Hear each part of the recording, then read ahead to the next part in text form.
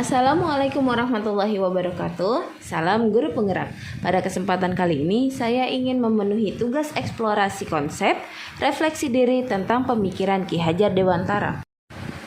Pemikiran Ki Hajar Dewantara. Pendidikan merupakan tempat persemaian benih-benih kebudayaan yang hidup dalam masyarakat. KHD memiliki keyakinan bahwa untuk menciptakan manusia Indonesia yang beradab, maka pendidikan menjadi salah satu kunci utama untuk mencapainya. Pendidikan dapat menjadi ruang berlatih dan bertumbuhnya nilai-nilai kemanusiaan yang dapat diteruskan atau diwariskan. Tujuan pendidikan: menuntun segala kekuatan kodrat yang ada pada anak-anak, agar dapat memperbaiki lakunya, bukan dasarnya, hidup dan tumbuhnya kekuatan kodrat anak, dan agar mereka sebagai manusia dan sebagai anggota masyarakat dapatlah mencapai keselamatan dan kebahagiaan yang setinggi-tingginya. Cermin pemikiran Ki Hajar Dewantara. Ki Hajar Dewantara mengibaratkan peran pendidik seperti seorang petani atau tukang kebun. Anak-anak diibaratkan benih bunga yang ditanam di lahan yang subur.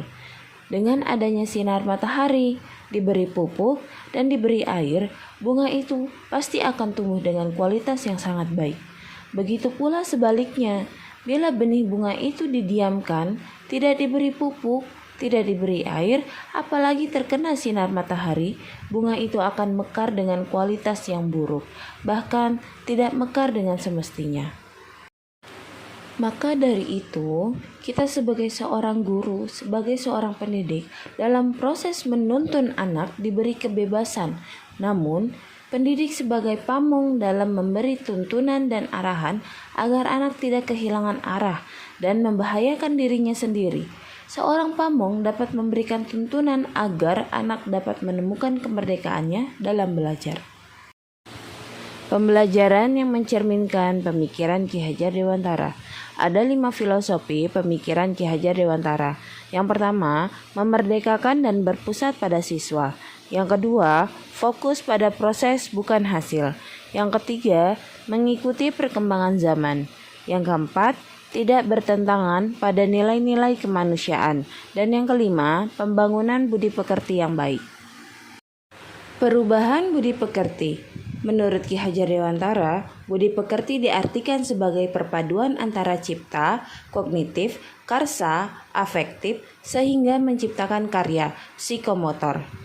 Kita sebagai seorang pendidik tentunya harus mampu mengubah budi pekerti peserta didik kita menjadi lebih baik, yaitu anak dapat membedakan hal yang benar dan yang salah, serta mempunyai kepribadian yang bijaksana. Filosofi Ki Hajar Dewantara dapat terwujud jika 1.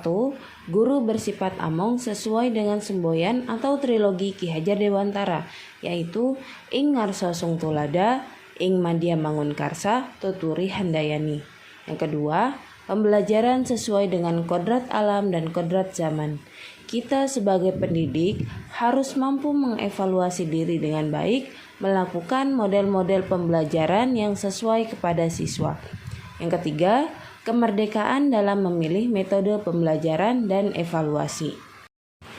Konsep pemikiran Ki Hajar Dewantara di kelas.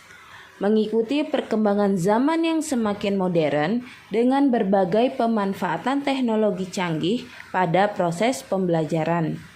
Melalui platform yang menarik dan video pembelajaran yang interaktif tentu saja dapat memberikan suasana kelas yang gembira dan menyenangkan. Begitu juga sistem Among dengan memberikan kebebasan kepada peserta didik menemukan sumber belajar seluas-luasnya untuk menemukan pengetahuan baru baik secara individu maupun berkelompok.